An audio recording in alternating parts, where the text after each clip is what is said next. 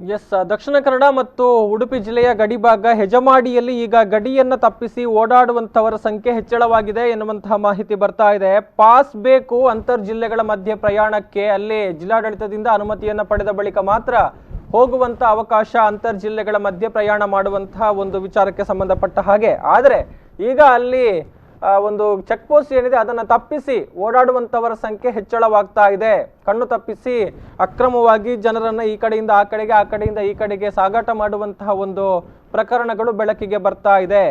ಮಂಗಳೂರು ಉಡುಪಿ ಜಿಲ್ಲಾ ಗಡಿಭಾಗ ಹೆಜಮಾಡಿಯ ಗಡಿ ಕಾವಲನ್ನು ತಪ್ಪಿಸಿಕೊಂಡು ಪಕ್ಕದ ಖಾಸಗಿ ರಸ್ತೆಯಲ್ಲಿ ಅಡ್ಡಾಡ್ತಾ ಇರುವಂತವರ ಸಂಖ್ಯೆ ದಿನದಿಂದ ದಿನಕ್ಕೆ ಹೆಚ್ಚಳವಾಗ್ತಾ ಇದ್ದು, ಇದು ಸ್ಥಳೀಯ ಜನರಲ್ಲಿ ಆತಂಕವನ್ನ ಉಂಟು ಮಾಡಿದೆ. ಯಾಕಂತ ಹೇಳಿದ್ರೆ ರಾತ್ರಿ ಇಲ್ಲಿ ಜನರ ಓಡಾಟ ಮಿತಿ ಮೀರಿರುವಂಥದ್ದು, ಅಂದ್ರೆ ಪಾಸ್ ಇಲ್ಲದೆ ಗಡಿಯನ್ನ ದಾಟುವಂತ ಪ್ರಯತ್ನಗಳು ಇಲ್ಲಿ ಆಗ್ತಾ ಇದೆ. ಇದು ಸ್ಥಳೀಯ ಜನರ ಆತಂಕಕ್ಕೆ ಕಾರಣವಾಗಿದೆ. ಕೊರೋನಾ ಹಿನ್ನೆಲೆಯಲ್ಲಿ ಈಗ ಗಡಿಯಲ್ಲಿ ವ್ಯಾಪಕವಾಗಿ ತಪಾಸಣೆ ನಡೀತಾ ಇದೆ. ಎಲ್ಲರಿಗೂ ಕೂಡ ಗೊತ್ತಿದೆ, ಪ್ರತಿಯೊಂದು ವಾಹನಗಳ ಒಂದು ದಾಖಲೆಯನ್ನ ಪರಿಶೀಲನೆ ಮಾಡ್ತಾರೆ. ಜೊತೆಗೆ ಇನ್ ಕೇಸ್ ಗಡಿಯನ್ನ ದಾಟುವಂತ ವಿಚಾರಗಳಿದ್ರೆ ಪಾಸ್ನ ಪರಿಶೀಲನೆಯಲ್ಲಿ ಕಟ್ಟುನಿಟ್ಟಾಗಿ ಆಗಬೇಕು. ಆದ್ರೆ ಇದೀಗ ಅದು ಅಲ್ಲಿ ಸಮರ್ಪಕವಾಗಿ ಆಗ್ತಾ ಇಲ್ಲ. ಕೆಲ ಮಂದಿ ಪಾಸ್ ಇಲ್ಲದೆ ಮಂಗಳೂರು ಉಡುಪಿ ಕಡೆಗೆ ತಿರುಗಾಟ ಮಾಡೋದಿಕ್ಕೆ ಗುಡ್ಡೆ ಅಂಗಡಿಯ ಒಳ ರಸ್ತೆಯನ್ನ ರಾತ್ರಿ ಹಗಲು ಎನ್ನದೇ ಉಪಯೋಗ ಮಾಡ್ತಾ ಇದ್ದಾರೆ. ಆ ಮೂಲಕ ರಾಷ್ಟ್ರೀಯ ಹೆದ್ದಾರಿ ಮೂಲಕ ಮತ್ತೆ ಪ್ರಯಾಣವನ್ನ ಮುಂದುವರಿಸುವಂತಹ ಒಂದು ಪ್ರಕ್ರಿಯೆಗಳು ಇಲ್ಲಿ ಆಗ್ತಾ ಇದೆ. ಈ ಅಕ್ರಮ ಪ್ರವೇಶದ ಬಿಸಿಯನ್ನು ಅರಿತಂತ ಸ್ಥಳೀಯರು ಈ ರಸ್ತೆಗೆ ತಡೆಗಳನ್ನ ನಿರ್ಮಿಸಿ ವಾಹನ ಸಂಚಾರಕ್ಕೆ ಬ್ರೇಕ್ ಹಾಕಿದ್ರು. ಅದು ಕೂಡ ಬಿಡದಂತ ಕಿಡಿಗೇಡಿಗಳು ವಾಹನಗಳನ್ನ ತಡೆಬೇಲಿ ಹಾಕಿದ ತೋಟಗಳಲ್ಲಿ ಪಾರ್ಕ್ ಮಾಡಿ ಈ ಭಾಗದಿಂದ ಮತ್ತೊಂದು ವಾಹನಗಳನ್ನು ತರಿಸಿ ಅದರಲ್ಲಿ ಅಕ್ರಮವಾಗಿ ಪ್ರಯಾಣವನ್ನ ಮುಂದುವರಿಸ್ತಾ ಇದ್ದಾರೆ ಅನ್ನುವಂತಹ ಆರೋಪವನ್ನ ಅಲ್ಲಿನ ಸ್ಥಳೀಯರು ಈಗ ಮಾಡ್ತಾ ಇದ್ದಾರೆ. ಅಲ್ಲದೆ ತಡರಾತ್ರಿ ಹೊತ್ತು ಈ ರಸ್ತೆಯಾಗಿ ಅಕ್ರಮ ಸಾಗಾಟ ನಡೀತಾ ಇರುವ ಬಗ್ಗೆ ಆತಂಕವನ್ನ ವ್ಯಕ್ತಪಡಿಸಿರುವಂತಹ ಸ್ಥಳೀಯರು, ಅಂದ್ರೆ ನಾಯಿಗಳು ಬೊಗಳಿದಾಗ ಈ ವಿಚಾರ ನಮಗೆ ಗೊತ್ತಾಗ್ತಾ ಇದೆ, ಏನಾಗ್ತಾ ಇದೆ ಅಂತ ಹೊರಗೆ ಬಂದು ನೋಡಿದಂತ ಸಂದರ್ಭದಲ್ಲಿ ಅಕ್ರಮವಾಗಿ ರಸ್ತೆಯನ್ನ ದಾಟಿ ಹೋಗುವಂತಹ ಪ್ರಕರಣಗಳು ಕಂಡು ಬರ್ತಾ ಇದೆ. ಈ ಬಗ್ಗೆ ಪೊಲೀಸರು ಸೂಕ್ತ ಕ್ರಮವನ್ನ ತೆಗೆದುಕೊಳ್ಬೇಕು. ಇನ್ ಕೇಸ್ ಅವರು ತೆಗೆದುಕೊಳ್ಳದೇ ಇದ್ರೆ ನಾವು ಆತಂಕದ ಕ್ಷಣಗಳನ್ನ ಎದುರಿಸುವಂತಹ ದಿನ ದೂರ ಇಲ್ಲ ಅನ್ನುವಂತಹ ಒಂದು ನೋವಿನ ಮಾತುಗಳನ್ನು ಕೂಡ ಸ್ಥಳೀಯರು ಹೇಳ್ತಾ ಇದ್ದಾರೆ. ಹೆಚ್ಚಿನ ಡೀಟೇಲ್ಸ್ ಕೊಡ್ತಾರೆ ನಮ್ಮ ಪಡುಬಿದ್ರಿ ಪ್ರತಿನಿಧಿ ಸುರೇಶ್ ಯರ್ಮಾಳಿ, ಈಗ ನೇರ ಸಂಪರ್ಕದಲ್ಲಿದ್ದಾರೆ. ಹಲೋ ಸುರೇಶ್.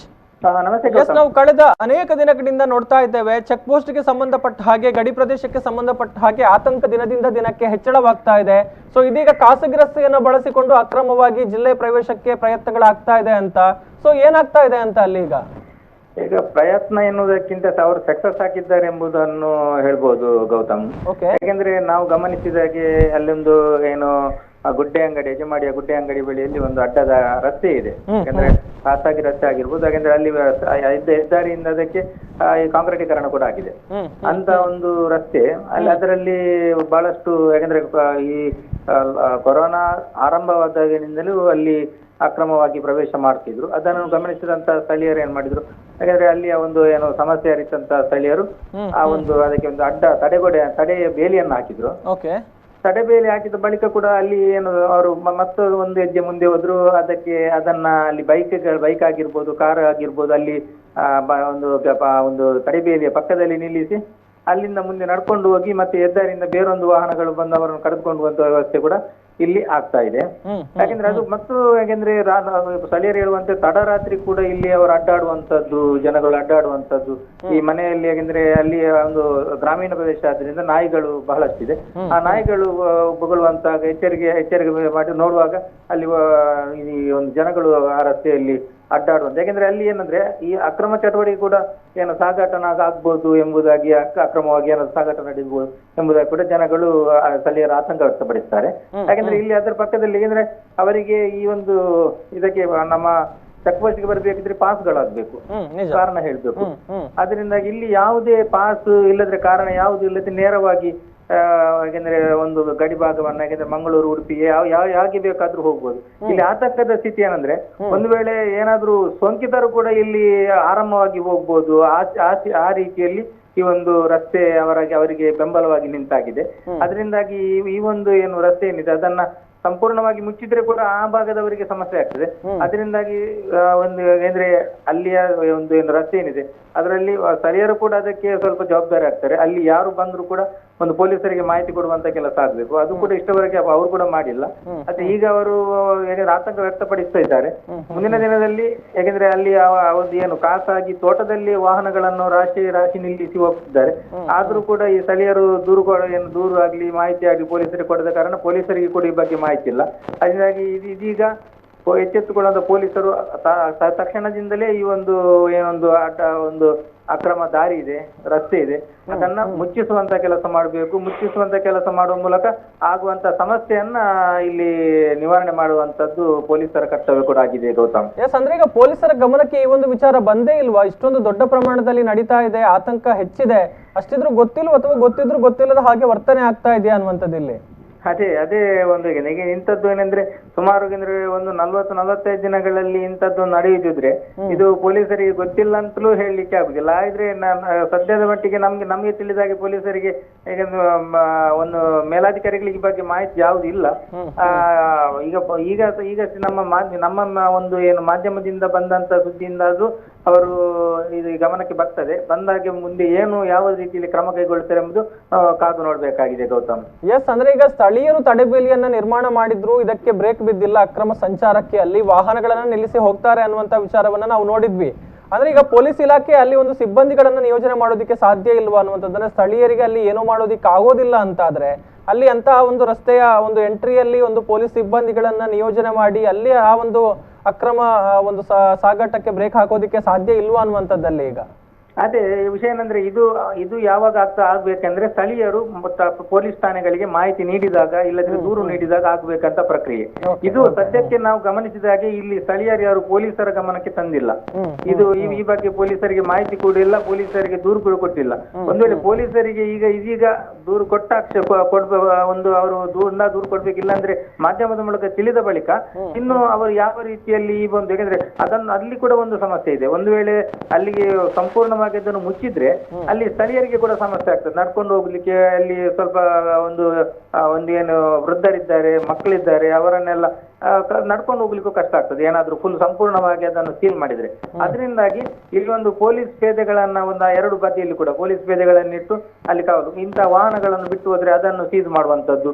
ಮತ್ತೆ ಯಾಕಂದ್ರೆ ಕೇವಲ ಇದು ಸಣ್ಣ ಪುಟ್ಟ ಒಂದು ಬೈಕ್ಗಳು ಮಾತ್ರ ಅಲ್ಲ, ಅಲ್ಲಿನ ಆಗುವಂತದ್ದು ಕಾರ್ಗಳು ಬರ್ತದೆ. ಕಾರ್ಗಳು ಬಂದು ಅವರನ್ನು ಪಿಕಪ್ ಮಾಡ್ಕೊಂಡು ಹೋಗುವಂತದ್ದು ದಿನನಿತ್ಯ ನಡೀತಾ ಇದೆ. ಅದರಿಂದಾಗಿ ಇಲ್ಲಿ ಈ ಒಂದು ಏನು ಪಾಸ್ ಇಲ್ಲದೆ ಹೋಗುವಂತ ಪ್ರಕ್ರಿಯೆ ಬಹಳಷ್ಟು ಇದೆ. ಯಾಕಂದ್ರೆ ನಾಳೆ ಏನಾದ್ರೂ ಸೋಂಕಿತರು ಕೂಡ ಈ ರೀತಿಯಾಗಿ ಅಲ್ಲಿ ಅಡ್ಡಾಡುವುದು ಕಂಡು ಬಂದ್ರೆ ಬಹಳಷ್ಟು ಆತಂಕ ಆ ಭಾಗದ ಒಂದು ಪ್ರದೇಶದ ಜನರಿಗೆ ಮಾತ್ರ ಅಲ್ಲ, ಇಡೀ ಜಿಲ್ಲೆಗೆ ಆತಂಕದ ಸ್ಥಿತಿ ನಿರ್ಮಾಣ ಆಗುವುದು ಗೌತಮ್. ಎಸ್, ಅಂದ್ರೆ ಮುಖ್ಯವಾಗಿ ಈಗ ಯಾವ ಭಾಗದಿಂದ ಯಾವ ಭಾಗಕ್ಕೆ ಹೆಚ್ಚು ಜನರ ಓಡಾಟ ಕಂಡು ಬರ್ತಾ ಇದೆ ಅನ್ನುವಂಥದ್ದು, ಅಂದ್ರೆ ಮಂಗಳೂರು ಭಾಗದಿಂದ ಉಡುಪಿ ಕಡೆಗೆ ಅಥವಾ ಉಡುಪಿಯಿಂದ ಮಂಗಳೂರು ಕಡೆಗೆ ಹೆಚ್ಚಿನ ದಟ್ಟಣೆ ಇದೆಯಾ ಅನ್ನುವಂಥದ್ದು? ಈಗ ಇಲ್ಲ, ಖಂಡಿತವಾಗಿ ಇಲ್ಲಿ ಜಾಸ್ತಿ ನಾವು ಗಮನಿಸುವಂತದ್ದು ಮಂಗಳೂರು ಕಡೆಯಿಂದ ಉಡುಪಿ ಕಡೆಗೆ ಬರುವಂತದ್ದು. ಆದ್ರೆ ಅಲ್ಲ, ಉಡುಪಿ ಕಡೆಯಿಂದ ಮಂಗಳೂರು ಬರುವಂತದ್ದು ಕೂಡ ಕಡಿಮೆ ಏನಿಲ್ಲ. ಆದ್ರೆ ಅಲ್ಲಿಂದ ಯಾಕಂದ್ರೆ ಇಲ್ಲಿ ನಾವೀಗ ಮಂಗಳೂರು ಕಡೆಯಲ್ಲಿ ನಿಂತ್ರೆ ಅಲ್ಲಿಂದ ವಾಹನಗಳು ಹೊರಗೆ ಬರುವಂತದ್ದು ಕಾಣ್ತದೆ. ಅದೇ ಈಚೆ ನಮ್ಮ ಮಂಗಳೂರು ಕಡೆಯಲ್ಲಿ ನಿಂತಾಗ ಅಲ್ಲಿ ಉಡುಪಿ ಕಡೆಯಿಂದ ಮಂಗಳೂರು ಕಡೆಗೆ ಬರುವವರು ನಡ್ಕೊಂಡು ಬರುವುದು, ಅಲ್ಲಿ ಹೆದ್ದಾರಿಯಲ್ಲಿ ಮತ್ತೊಂದು ವಾಹನ ಬರುವುದು, ಅವರನ್ನು ಕರ್ಕೊಂಡು ಹೋಗುವಂತದ್ದು ಇಲ್ಲಿ ನಾವು ನಿರಂತರವಾಗಿ ಬೆಳಿಗ್ಗೆ ಸಾಧಾರಣ ಒಂದು 7-7:30 ಸುಮಾರು 10-10:30 ತನಕ ಬಹಳಷ್ಟು ಜನ ಹೋಗಿ ಬರುವಂತದ್ದು ನಾವು ಗಮನಿಸ್ತೇವೆ. ಒಂದು ಯಾವುದೇ ಎಲ್ಲ ಒಂದಿಬ್ಬರಲ್ಲ, ಒಂದು ಫ್ಯಾಮಿಲಿ ಕೂಡ ಒಟ್ಟಿಗೆ ಹೋಗುವಂತದ್ದು, ಮತ್ತೆ ಎಲ್ಲ ಬಗೆಯ ಜನರು ಇಲ್ಲಿ ಅಡ್ಡಾಡುವಂತದ್ದು ನಾವು ಮುಂಜಾನೆ ಇಲ್ಲಿ ಗಮನಿಸಬಹುದು ಗೌತಮ್. ಎಸ್, ಅಂದ್ರೆ ಎಷ್ಟೇ ಒಂದು ಮುಂಜಾಗ್ರತಾ ಕ್ರಮಗಳನ್ನು ತೆಗೆದುಕೊಂಡ್ರು, ಮುನ್ನೆಚ್ಚರಿಕಾ ಕ್ರಮಗಳನ್ನ ತೆಗೆದುಕೊಂಡ್ರು, ಇಲ್ಲಿ ಜನರಿಂದ ಸಹಕಾರ ಸಿಗ್ತಾ ಇಲ್ಲ. ನಿಯಮಗಳನ್ನ ಉಲ್ಲಂಘನೆ ಮಾಡುವವರು ದೊಡ್ಡ ಸವಾಲಾಗುವಂತ ಸಾಧ್ಯತೆಗಳಿದೆ ಮುಂದಿನ ದಿನಗಳಲ್ಲಿ ಅಂತ ಇಲ್ಲಿ. ಅದೇ ಖಂಡಿತವಾಗಿ ನಾವು ಚೆಕ್ ಪೋಸ್ಟ್ ನಲ್ಲಿ ಗಮನಿಸ್ತೇವೆ. ಚೆಕ್ ಪೋಸ್ಟ್ ನಲ್ಲಿ ಬಹಳಷ್ಟು, ಯಾಕಂದ್ರೆ ಮೊನ್ನೆ ನಡೆದಂತ ಒಂದು ಸಣ್ಣ ಇನ್ಸಿಡೆಂಟ್ ಇಂದಾಗಿ ಜಿಲ್ಲಾಧಿಕಾರಿಗಳು ಮತ್ತೆ ನಮ್ಮ ಜಿಲ್ಲಾ SP ಅವರು ಸ್ಥಳಕ್ಕೆ ಆಗಮಿಸಿ ಯಾಕಂದ್ರೆ ಪರಿಶೀಲನೆ ನಡೆಸಿದ್ದಾರೆ. ಅಲ್ಲಿ ಸಾಮಾಜಿಕ ಅಂತರಕ್ಕೆ ಬಹಳಷ್ಟು ಗೊಂದಲ ಇತ್ತು. ಆಮೇಲೆ ಮಾಸ್ಕ್ ಹಾಕದವರು ಅವರಿಗೆಲ್ಲ ಸ್ವಲ್ಪ ಬೇಸರ ವ್ಯಕ್ತಪಡಿಸಿದ್ದಾರೆ. ಯಾಕಂದ್ರೆ ಈ ರೀತಿಯಾಗಿ ನೀವು ಇಂಥ ಸಮಸ್ಯೆಗಳಿರುವಾಗ ನೀವು ಸ್ವಲ್ಪ ಜಾಗೃತರಾಗಿರ್ಬೇಕು. ಈ ರೀತಿಯಾಗಿ ಸಾಮಾಜಿಕ ಅಂತರ ಇಲ್ಲಂದ್ರೆ ಮಾಸ್ಕ್ ಹಾಕೊಳ್ಳದೆ ಇರುವಂತದ್ದು ಬಹಳಷ್ಟು ಸಮಸ್ಯೆ ಆಗುವಾಗ ಆ ಸಮಸ್ಯೆಗೆ ನಾವು ಎಡಿ ಮಾಡಿಕೊಟ್ಟಂತೆ. ಅದರಿಂದಾಗಿ ಒಂದು ಪೂರಕವಾಗಿ ಅಷ್ಟು ಜಿಲ್ಲಾಧಿಕಾರಿಗಳು ಬಂದು ಪದೇ ಬಂದು ಗಡಿಗೆ ಬಂದು ಇಷ್ಟು ಹೇಳಿದ್ರು ಕೂಡ ಅಲ್ಲಿ ಗಡಿಯಲ್ಲಿ ಭದ್ರತೆ ಇದೆ. ಗಡಿಯಲ್ಲಿ ಏನಂದ್ರೆ ಪಾಸ್ ಇಲ್ಲದವರಿಗೆ ಅವಕಾಶ ಕೊಡುವುದಿಲ್ಲ. ಆದ್ರೆ ಕೆಲವೊಂದು ಹೇಗೆಂದ್ರೆ ಅಲ್ಲಿ ನಾವು ಗಮನಿಸಿದ ಹಾಗೆ ಕೆಲವರಿಗೆ ಮಾಹಿತಿ ಇರುವುದಿಲ್ಲ. ಯಾಕೆಂದ್ರೆ ಅಲ್ಲಿ ಒಂದೇನು ಚೆಕ್ ಪೋಸ್ಟ್ ಅಲ್ಲಿ ಪರಿಶೀಲನೆ ಮಾಡುವಂತ ಕೆಲವು ಅಧಿಕಾರಿಗಳಿಗೂ ಕೂಡ ಸಂಪೂರ್ಣವಾಗಿ ಇದರ ಬಗ್ಗೆ ಮಾಹಿತಿ ಇಲ್ಲವಾ, ಆ ರೀತಿಯ ಕೆಲವೊಂದು ಸಣ್ಣ ಪುಟ್ಟ ಗೊಂದಲಗಳಾಗಿ ಮಾಹಿತಿ ಇಲ್ಲದೆ. ಆದ್ರೆ ಬಹಳಷ್ಟು ಅಧಿಕಾರಿಗಳು ಬಹಳ ಕಟ್ಟುನಿಟ್ಟಿನ ಕ್ರಮ ಕೈಗೊಳ್ತಾರೆ ಅಲ್ಲಿ. ಆದ್ರೆ ಇಂಥ ಒಂದು ಅಕ್ರಮ ದಾರಿಯಲ್ಲಿ ಹೋಗುವುದರಿಂದ ಇಂಥ ಒಂದು ಚೆಕ್ ಪೋಸ್ಟ್ಗಳಿದ್ದು ಏನು ಪ್ರಯೋಜನ? ಅಲ್ಲಿ ಸೋರಿಕೆ ಆಗುವಂತದ್ದು ಅಲ್ಲಿ ಒಂದು ಏನು ಸಮಸ್ಯೆ ಆಗುವಂತ ಸೋರಿಕೆಗಳು ಅಲ್ಲಿ ಆದ್ರೆ ಇಲ್ಲಿ ಒಂದು ನಮ್ಮ ಚೆಕ್ ಪೋಸ್ಟ್ ನಲ್ಲಿ ಪಾಸ್ಪೋರ್ಟ್ ಹೋಗುವವರು ಬಹಳಷ್ಟು ಕಡಿಮೆ ಆಗ್ಬೋದು ಇನ್ನು. ಯಾಕೆಂದ್ರೆ ಅಂತ ಅಕ್ರಮ ದಾರಿ ಇರುವಾಗ ಇನ್ನು ಪಾಸ್ಪೋರ್ಟ್ ಯಾಕೆ ಹೋಗ್ಬೇಕು ನಾವು? ಅಲ್ಲಿಂದಲೇ ಪಾಸ್ ಪಡೆಯೋದು, ಯಾಕಂದ್ರೆ ಒಂದು 10 ದಿವಸಕ್ಕೆ ಪಾಸ್ ಪಡಿಬೇಕು, ಮತ್ತೆ ನಾವು ಪಾಸಿಗೆ ಹೊಡಿಬೇಕು, ಯಾಕೆ ಎಳೆದಾಡ್ಬೇಕು? ನಾವು ನಮ್ಮ ಅಕ್ರಮ ದಾರಿಯಲ್ಲಿ ಅದೇ ಕೆಲಸ ನಮ್ಗೆ ಅಲ್ಲಿ ಕೂಡ ಆಗ್ತದೆ, ಇಲ್ಲಿ ಕೂಡ ಆಗ್ತದೆ, ಯಾಕೆ ಇದು ಮಾಡ್ಬೇಕು ಅಂತೆಲ್ಲ ಆ ದಾರಿ ಹಿಡಿದ್ರೆ ಮತ್ತೆ ಚೆಕ್ ಪೋಸ್ಟ್ಗಳ ಒಂದು ಪ್ರಯೋಜನ ಜನಗಳನ್ನು ಪಡೆಯುವುದು ಕೂಡ ಕಡಿಮೆ ಆಗ್ಬೋದು ಗೌತಮ್. ಎಸ್ ಎಸ್ ಅಂದ್ರೆ ಸವಾಲಿದೆ, ಇದನ್ನ ಜಿಲ್ಲಾಡಳಿತ ಮತ್ತು ಪೊಲೀಸ್ ಇಲಾಖೆ ಗಂಭೀರವಾಗಿ ಪರಿಗಣಿಸಬೇಕಾಗುತ್ತೆ. Yes, thank you Suresh. ಇಲ್ಲಿ ಇದನ್ನ ಖಂಡಿತವಾಗಿ ಜಿಲ್ಲಾಡಳಿತ ಮತ್ತೆ ಪೊಲೀಸ್ ಇಲಾಖೆ ಗಂಭೀರವಾಗಿ ಪರಿಗಣಿಸಬೇಕು. ತಕ್ಷಣದಿಂದಲೇ ಸ್ಥಳೀಯರಿಗೆ ಸಮಸ್ಯೆ ಆಗದ ರೀತಿಯಲ್ಲಿ ಏನು ಹೆಜಮಾಡಿ ಆ ಒಂದು ಗುಡ್ಡೆ ಅಂಗಡಿ ಪ್ರದೇಶದ ಏನು ಅಕ್ರಮ ದಾರಿ ಇದೆ ಅದರಿಂದ ಅದನ್ನು ಮುಚ್ಚುವ ಮೂಲಕ ಜನರಿಗೆ ಸಮಸ್ಯೆ ಆಗಬಾರ್ದು. ಆ ಸಮಸ್ಯೆ ಆಗದ ರೀತಿಯಲ್ಲಿ ಈ ಒಂದು ಸಮಸ್ಯೆಯನ್ನು ಒಂದು ಪೊಲೀಸ್ ಇಲಾಖೆ ಒಂದು ಸೂಕ್ಷ್ಮವಾಗಿ ಇದನ್ನ ಪರಿಹರಿಸುವತ್ತ ಗಮನ ಹರಿಸಬೇಕಾಗಿದೆ Gautam. Yes, thank you Suresh ತಮ್ಮೆಲ್ಲ ಮಾಹಿತಿಗಾಗಿ.